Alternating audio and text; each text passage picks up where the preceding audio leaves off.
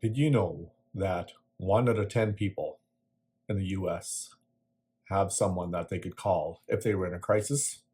1 out of 10 people. That means like 9 people do not know anyone who they would call if they were in a crisis. And I think about if that was this person's marriage, who would they call? They have no one. Isn't that just awful to think about? That they have no one that they could call. In May of 2023, the Surgeon General in the US declared loneliness to be an epidemic. Although I often disagree with doctors who have political affiliations, I think he's on to something. It's not a shock to anyone when people talk about the rise in mental health issues, specifically depression and anxiety. In 2016, Johann Hari put out this TED Talk that says everything we think we know about addictions is wrong. The short version of the video is that he proves a point that the antidote to drug addictions is not a medical answer or a 12-step program, but simply connection. By connection, he means connection to another human being who truly cares about someone who is suffering with addictions and really cares, not cares as in I pay a counselor or a psychologist to care about me, but just a person who cares and has a connection with this person who suffers with addictions. And he goes on to say that the cure for anxiety and depression are the same. Connection is the cure. As I look around me and I see relationships crumble at every turn, I've given a lot of thought as to why that might be.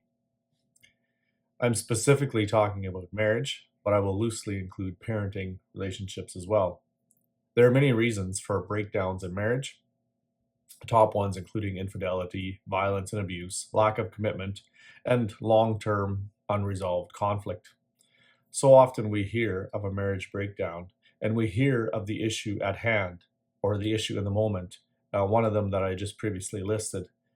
But I want to suggest to you that the problem is the same problem as with mental health issues, a lack of connection. Think about it. If there's a genuine connection between two marriage partners, many of the issues listed previously would never occur. If any of the previous would occur, they create a breach in connection. That's fairly obvious. They create a break in the connection. But what if underlying any arguments in a marriage, there is such a deep connection that keeps the worst of the issues, infidelity and abuse, at bay, and overwhelmingly overpowers any disagreements or arguments? I'm convinced that we have a connection problem in our society. I'm convinced that if we were deeply connected to our spouse, marriage problems would be minimal. If we were deeply connected to our children, parenting would be infinitely easier. If we were more connected to those living around us and had strong support networks, would we not be much stronger, more resilient people? This is a deep rabbit hole to go down because by connection, I'm not talking about digital connections like social media or Snapchat or text messaging. I'm talking about face-to-face interactions. I'd like to know your thoughts about this. I wish I had the answers as to how to fix all the connections. I'm working on it. But for now, what are your thoughts? Do we have a connection problem?